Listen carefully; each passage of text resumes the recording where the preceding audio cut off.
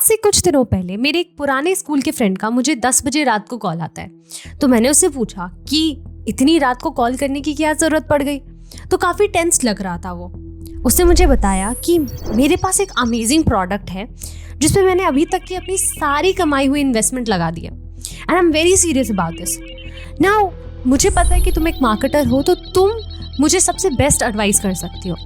तो उस वक्त मैंने उससे पूछा कि मैं तुम्हें क्या एडवाइस करूं और तुम्हें मुझसे क्या एडवाइस चाहिए। तो उसने मुझसे एक ऐसा सवाल पूछा जो आज के डेट में ज़्यादातर ई कॉमर्स बिजनेस ओनर्स पूछना भूल जाते हैं। उसने मुझसे पूछा कि मैं अपने बिजनेस के प्रोडक्ट लॉन्च करने के दौरान ऐसे कौन से मिस्टेक्स कर रहा हूँ जो मेरे बिजनेस को सिर्फ फेलियर की तरफ ले जाएगी। मेरे दिमाग में एक तूफानी आइडिया आया कि क्यों ना सिर्फ इसकी प्रॉब्लम सॉल्व की जाए बट उन सारे लोगों की प्रॉब्लम सॉल्व की जाए जो ई कॉमर्स ब्रांड स्टार्ट करने वाले हैं। क्योंकि आज की डेट में यूट्यूब पे ई कॉमर्स से कैसे पैसे कमाएं, ई कॉमर्स कैसे बिना पैसे के चालू करें, ई कॉमर्स में सक्सेसफुल कैसे हुए, इस तरीके की थाउजेंड्स ऑफ वीडियोस अवेलेबल हैं। बट कोई ये नहीं बताता कि ई कॉमर्स का डार्क साइड कौन सा है।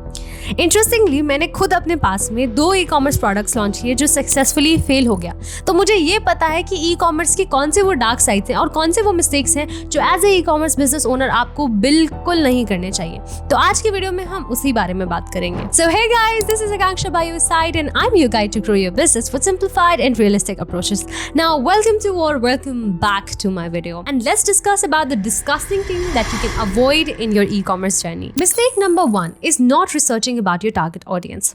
Okay, अगर मैं आपसे एक चीज़ पूछूं कि एक बिजनेस को चलाने के लिए आपको किन चीज़ों की ज़रूरत है तो शायद आप बोलोगे कि एक बढ़िया प्रोडक्ट और एक बड़ा विजन। बट अगर मैं आपको बताऊं कि एक बहुत बढ़िया प्रोडक्ट और एक बहुत बड़ा विजन होने के बाद भी आप फेल हो जाओगे तो क्या आप मेरी बात मानोगे? क्यों? क्योंकि एक बिजनेस को चलाने के लिए सिर्फ एक अच्छा प्रोडक्ट होना ही काफ़ी नहीं है, बल्कि आपको उस प्रोडक्ट के इनिशिएटर, बायर और यूज़र का भी ख्याल रखना पड़ेगा। कैसे? मैं आपको एक एग्जाम्पल देना चाहूँगी। ज़रा एक लॉन्ड्री ब्रांड को सोचिए। अगर मैं आपको एक लॉन्ड्री प्रोडक्ट दूँ और मैं आपसे पूछूँ कि इसके टारगेट ऑडियंस कौन से हो सकते हैं तो आपके दिमाग में शायद आएगा कि ऑफ कोर्स ये कौन सा सवाल है, इसके टारगेट ऑडियंस तो वुमेन होगी ना, because the laundry product is used by women. तो मैं आपको एक चीज़ बता दूँ कि इंडिया में आज भी शायद 40% ऑफ द टारगेट ऑडियंस जो लॉन्ड्री प्रोडक्ट्स खरीदते हैं they are men not women. तो यहाँ क्या चीज़ साबित होती है कि आपके प्रोडक्ट के जो इनिशिएटर हैं, जो आपके प्रोडक्ट को लेने वाले हैं, जो बायर है, जो आप पे पैसे लगाने वाले हैं और जो यूज़र है, जो उस प्रोडक्ट को यूज़ करने वाले हैं, इन तीनों सर्कमस्टांसिस में आपको अपने प्रोडक्ट को रिफाइन करना पड़ेगा। यहाँ आपको कुछ चीज़ों का ख्याल रखना पड़ेगा, जैसे कि ज़रूरी नहीं है कि आपका प्रोडक्ट बहुत अच्छा है तो आपकी ऑडियंस उसका इस्तेमाल करेगी ही। आपको इस चीज़ का ख्याल रखना पड़ेगा कि आपकी टारगेट ऑडियंस के नीड्स और प्रेफरेंसेस क्या है, वो कितनी जल्दी खरीदते हैं, कितनी बार खरीदते हैं और कौन कौन से फैक्टर्स उनको इन्फ्लुएंस करते हैं। अब इस चीज़ को फिक्स कैसे करें?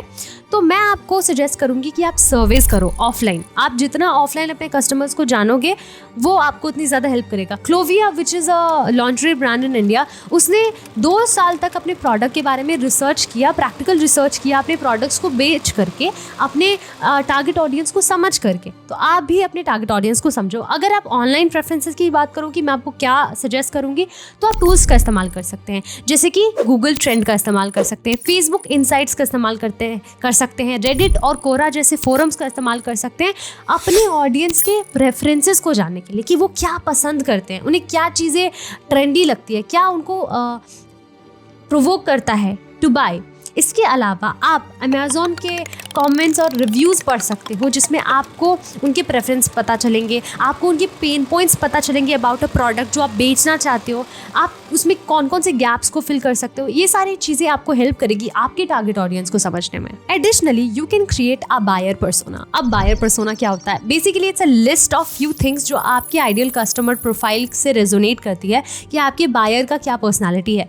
बायर पर्सोना क्रिएट करने के लिए आपको गो टू मार्केट स्ट्रैटेजी समझना पड़ेगा जो मैंने बहुत बढ़िया तरीके से बताई है एक वीडियो में। You can go and check it out. The second mistake that I can see is choosing the wrong product और रॉन्ग नीश और निच। अब देखिए, मुझे ऐसा लगता है कि आपका बिजनेस 2 ही शर्तों पे फेल हो सकता है। द फर्स्ट इज आप एक ऐसे मार्केट में जंप करो जो ओवर सैचुरेटेड है, जहां आपसे बढ़िया प्रोडक्ट और आपसे बड़े विजन के साथ लोग एंटर कर चुके हैं, आपसे ज़्यादा बजट है उनका। इस केस में आप फेल हो जाओगे।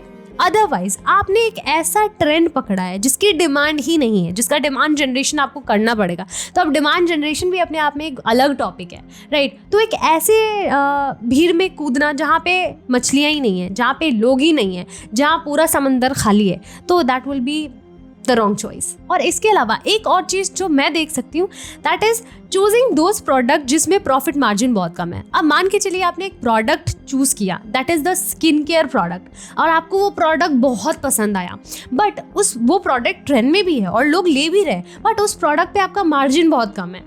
जितना आपने इन्वेस्ट किया शायद आपको उतना ही मिला, या उससे बहुत कम, आपको बहुत कम प्रॉफिट हुआ उससे, या फिर आपको प्रॉफिट हुआ ही नहीं, तो क्या फ़ायदा उस प्रोडक्ट के बिकने का। सो इस चीज़ का भी ख्याल रखिए कि आपका प्रोडक्ट लोगों को पसंद आए, लोगों के पास डिमांड हो, आपके प्रोडक्ट में कुछ यूनिक सेलिंग पॉइंट्स हो, और आपके प्रोडक्ट में प्रॉफिट मार्जिन भी हो। इन सारे केसेस को देखने के बाद और इस तरीके के प्रोडक्ट और इस तरीके के इंडस्ट्री में जाने के बाद आपके ई कॉमर्स बिजनेस में सक्सेस होने के चांसेस थोड़े बढ़ जाते हैं। ना हाउ टू फिक्स इट, तो मैं अगेन आपको बोलूँगी कि कीवर्ड रिसर्च कीजिए। आप उबर सजेस्ट, SEMrush और Ahrefs का इस्तेमाल कर सकते हैं। इन टूल्स के हिसाब से आप कीवर्ड सिलेक्ट कर सकते हैं, कीवर्ड चुन सकते हैं कि कौन से कीवर्ड्स मार्केट में ज़्यादा वर्क कर रहे हैं। इसके अलावा आप Amazon, Etsy और Shopify स्टोर्स पे जाकर के अपने लोगों के प्रेफरेंसेस को देख सकते हैं कि लोगों के क्या डिमांड्स है, लोगों की क्या ग्रीवांसेस हैं, और इन सब को इम्प्लीमेंट कर सकते हैं अपने प्रोडक्ट को बेहतर बनाने में।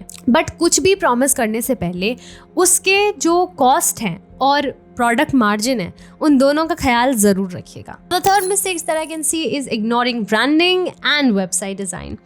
वेल, मैं आपको दो चीज़ समझाना चाहती हूँ। ब्रांडिंग क्या होती है? अब मान के चलिए कि आपके पास वेबसाइट नहीं है, आप अमेज़ॉन या फिर फ्लिपकार्ट से अपने प्रोडक्ट को बेच रहे हो और आपका प्रोडक्ट बहुत बढ़िया है, और आप बोलोगे कि नहीं भाई मेरा प्रोडक्ट तो बहुत बढ़िया है, तो मेरा प्रोडक्ट तो सेल हो गई। अब आप एक कोकोनट ऑयल बेचते हैं और 100% वर्जिन कोकोनट ऑयल बेचते हैं और वो पूरे तरीके से प्योर है। तो समटाइम्स ऐसा होता है कि आपका प्रोडक्ट बहुत अच्छा होने के बाद भी लोग नहीं लेते क्योंकि आपके ब्रांड का नाम उन्हें नहीं पता हो। यहाँ पे अगर आपका प्रोडक्ट हो जिसके ब्रांड के बारे में किसी को कुछ नहीं पता, और यही कपीवा अपना कोकोनट ऑयल बेच रहा है, यहाँ चांसेस ज़्यादा ये हैं कि लोग बिना कपीवा के इंग्रेडिएंट्स देखे ही कपीवा के ही प्रोडक्ट को चुनेंगे, क्योंकि कपीवा लोगों के बीच में फेमस है। इसे हम ब्रांडिंग कहते हैं। ब्रांडिंग आपको आपके लोगों से कनेक्ट करता है। इसके अलावा अगर आपकी वेबसाइट डिजाइनिंग सही नहीं है, अगर आपका वेबसाइट मोबाइल फ्रेंडली नहीं है, उसके जो नेविगेशंस है वो क्लियर नहीं है, लोग समझ नहीं पा रहे कि आपका वेबसाइट उन्हें परसुएड कैसे करने वाला है और नेविगेट कैसे करने वाला है, चेकआउट प्रोसेस स्मूथ नहीं है, तो फिर that will be a red mark. तो कौन कौन से ब्रांडिंग मिस्टेक्स हमें नहीं करने हैं इज, आपको एक जेनरिक लोगो और जेनरिक नेम नहीं रखना। आपका नेम भी आपके ब्रांडिंग में बहुत हेल्प करता है। You have to be very consistent with messaging. आपको आपके ब्रांड का आर्क टाइप, आपके ब्रांड का टोन, आपके ब्रांड का सारी चीज़ें आपको क्लियर करके चलनी है। आपके ब्रांड का फॉन्ट, आपके ब्रांड का कलर, सारी चीज़ें ब्रांडिंग के अंदर आती है जो आपको करना है। अब ब्रांडिंग क्या होता है इसके ऊपर अगर आप चाहते हो तो मैं आपके लिए एक वीडियो बना सकती हूँ, you can comment down. Now mistake number 4 is ignoring marketing and customer acquisition. मैंने ज़्यादातर ई कॉमर्स ब्रांड्स को ये बोलते हुए सुना है कि हमें मार्केटिंग करने की क्या ज़रूरत है, हमें पेड एड्स लगा देते हैं, ठीक है, बट यू नो वॉट, जैसे अभी मैंने बोला कि ब्रांडिंग इज सो इम्पॉर्टेंट कि लोग कभी कभी सिर्फ नाम दे के प्रोडक्ट खरीद लेते हैं। और इंडिया के जो यूथ है, इंडिया की जो ऑडियंस है, वो ट्रस्ट के ऊपर बहुत ज़्यादा रिलाई करती है। अगर वो एक बार आपके प्रोडक्ट को खरीदेंगे तो वो हमेशा आपके प्रोडक्ट को ही खरीदेंगे, अगर एक बार आपने उनके बीच में इंटरेस्ट और ट्रेंड और ट्रस्ट जगा दिया। सो मार्केटिंग आपको हेल्प करता है आपके प्रोडक्ट को आपके कस्टमर्स तक पहुंचाने में।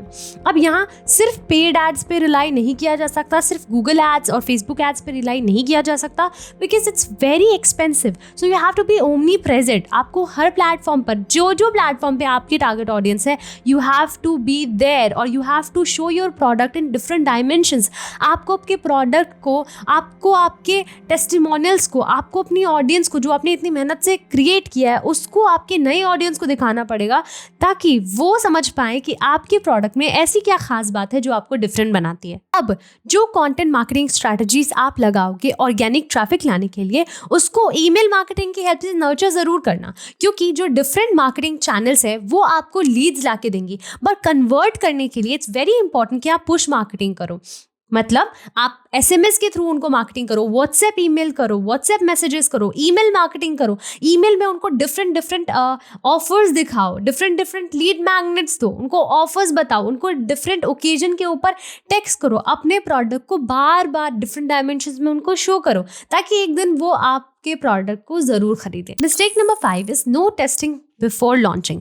अब कार खरीदने से पहले टेस्ट ड्राइव तो लेते हो ना, तो जब आप मार्केटिंग और जब आप अपने प्रोडक्ट को लॉन्च करने वाले हो तो बिना खुद टेस्ट किए कि वो प्रोडक्ट आपके लिए हेल्पफुल होगा, आप कैसे उसको मार्केट में उतार सकते हो। हम हमेशा कहते हैं कि प्रोडक्ट मार्केट फिट होना चाहिए। इसके लिए ज़रूरी ये है कि आप अपने प्रोडक्ट को मार्केट में लॉन्च करो जो लोकल मार्केट है, और देखो कि लोग उसके साथ कैसे इंटरैक्ट कर रहे हैं, उसके बाद ही उसे ऑनलाइन जा करके इंट्रोड्यूस करवाओ। इसके लिए आप क्या कर सकते हो, आपको सबसे पहले अपनी वेबसाइट के स्पीड को चेक करना पड़ेगा, उसकी फंक्शनैलिटी को चेक करना पड़ेगा कि क्या वो लोड ठीक टाइम पर ले रहा है, यानी कहीं वो स्लो लोडिंग तो नहीं ले रहा है, राइट, क्योंकि ये कन्वर्जन को किल करेगा बाद में। इसके अलावा मेक श्योर कीजिए कि कोई ग्लिच ना हो, राइट, और डिफरेंट पेमेंट मेथड्स को भी खुद चेक कीजिए कि पेमेंट ठीक से हो पा रहा है या नहीं, प्रोडक्ट के डिस्क्रिप्शन सही से लिखे गए हैं या नहीं, या फिर प्राइसिंग सही से है या नहीं। ऐसा तो नहीं है कि प्राइस डिस्टर्ब्ड है ऑन डिफरेंट प्लेटफॉर्म और डिफरेंट प्रोडक्ट पे, तो प्राइसिंग भी एक बार ज़रूर चेक कर लेना। इसके अलावा A/B टेस्टिंग भी कीजिए ताकि आपको ये पता चल सके कि आपके वेबसाइट के लिए द बेस्ट कन्वर्ट्स क्या है। यूजर्स के लिए कस्टमर सपोर्ट तो होना ही चाहिए,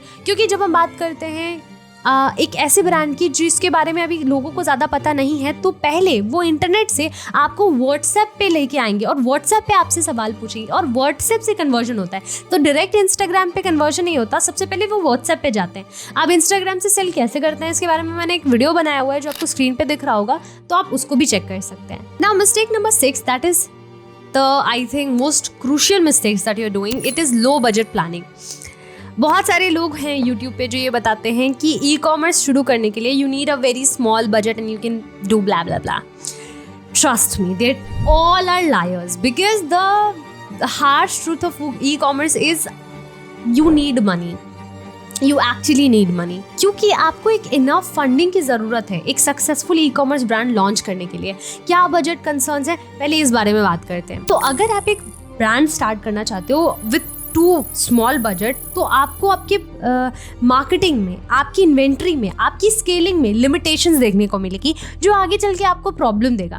तो आपकी मार्केटिंग, इन्वेंट्री और स्केलिंग के लिए आपको बजट चाहिए। इसके अलावा अनएक्सपेक्टेड एक्सपेंसेस भी होते हैं, जैसे कि शिपिंग कॉस्ट, प्लेटफॉर्म फीस, इन सब के बारे में आपको आपका एक बजट प्लानिंग करना पड़ेगा, और budget planning is very crucial. कि आपको एक चीज बताती हूँ, द सिंपल थिंग, आपको एक नॉर्मल एक अच्छा वेबसाइट बनाने के लिए कम से कम 2 से 3 लाख रुपए चाहिए होते हैं। अब आप बोलोगे अरे मैडम क्या बकवास कर रही है, मैंने इंटरनेट पे देखा है कि 5,000 में भी, 10,000 में भी, इवन फ्री में वेबसाइट्स बनते हैं। तो जो वेबसाइट्स फ्री में बन रहे हैं, 5-10 हज़ार रुपए में बन रहे हैं, आप उनके कन्वर्जन के रेशियो को देखेगा, you will be shock, like क्या फ़ायदा, आपने 10,000 रुपये लगाए, चलो 20,000 रुपये भी, चलो 30,000 रुपये भी लगा लिया आपके वेबसाइट पे, अब आपका वेबसाइट कन्वर्ट ही नहीं हो रहा, उसकी कॉपीराइटिंग ठीक है ही नहीं, उसकी नेविगेशन ही क्लियर नहीं है, कभी पेमेंट मेथड ही ठीक नहीं होता, उनके प्रोडक्ट की लिस्टिंग ही सही से नहीं की गई है, तो आपको क्या लगता है कि क्या वो कन्वर्ट होगा? तो जब कन्वर्ट होगा ही नहीं, जब आपको सेल्स ही नहीं आ रहे, जब आप अपने डिफरेंट प्लेटफॉर्म से लोगों को लेके जा रहे हो अपने साइट पर और साइट पे कन्वर्जन ही नहीं हो रहा, तो आप 30,000 भी क्यों लगा रहे हो? तो आपको 3 रुपए भी नहीं देने चाहिए, लिटरली फ्री में करवा लो। So you need to understand it's a practical way, because अगर आपको ई कॉमर्स ब्रांड लंबे समय के लिए चलाना है तो you have to spend, and you have to spend on all of these things जो मैंने आपको बजट कंसर्न्स में बताए हैं। अब इसको फिक्स कैसे करना है? आपके रियल फाइनेंशियल एक्सपेक्टेशन को सेट करना पड़ेगा before making a budget, right, जिसमें क्या क्या चीज़ें शामिल है? इसमें शामिल है इन्वेस्टमेंट्स जो आप मार्केटिंग में, इन्वेंट्री में, मेंटेनेंस में और इमरजेंसी सेफ्टी फंड्स में करने वाले हो। इन सारी चीज़ों का इस्तेमाल और इन सारी चीज़ों की प्लानिंग पहले ही होनी चाहिए। इसके अलावा आपका बजट कुछ फंडामेंटल टूल्स के लिए भी होना चाहिए जो आपके बिजनेस के एक्सपांशन में हेल्प करेगा। सोशल मीडिया की बात करें तो बहुत सारे टूल्स यूज़ करने होते हैं, एसईओ में ही काफ़ी सारे टूल्स मैंने आपको बताए, राइट, ईमेल मार्केटिंग में ही काफ़ी सारे टूल्स मैंने आपको बताए, अब तक के वीडियोस में। और ये सारे टूल्स में खर्चा भी होता है। अगर आप वीडियो एडिटिंग ही करोगे तो प्रीमियर प्रो चाहिए, एडोबी की बाकी सारे सॉफ्टवेयर्स चाहिए, तो उसमें पैसे लगते हैं ना। तो ये सारे फ्री में तो नहीं होने वाले, कितने क्रैक वर्जन्स यूज करोगे। So you need to plan a budget accordingly. तो अगर आपने ये सारी चीजें अकॉर्डिंगली की और फिर इसके अलावा प्लान करके चीजें करी आगे, तो शायद आप बेहतर तरीके से और कम टाइम पर ज़्यादा ग्रो कर पाओ और आपके प्रोडक्ट्स बिके भी, और आप अपने प्रॉब्लम्स और अपने मिस्टेक्स से सीख भी सकते हो और आगे उसको इम्प्लीमेंट कर सकते हो to do better. That's it. तो हे गाइस, इस वीडियो को यहाँ तक देखने के लिए आपका बहुत बहुत शुक्रिया। आई होप आपको वीडियो काफ़ी अच्छी लगी हो। वीडियो अच्छी लगी तो लाइक ज़रूर कीजिए और कॉमेंट्स में ज़रूर बताइए कि आपका ई कॉमर्स एक्सपीरियंस कैसा जा रहा है और आपने कुछ सीखा या नहीं। और सब्सक्राइब ज़रूर कर लीजिए, क्योंकि आपको इस चैनल पर मार्केटिंग से रिलेटेड काफ़ी सारे कॉन्टेंट, केस स्टडीज़ और ई कॉमर्स के बारे में काफ़ी चीज़ें सीखने को मिलती है। तब तक के लिए बाय बाय।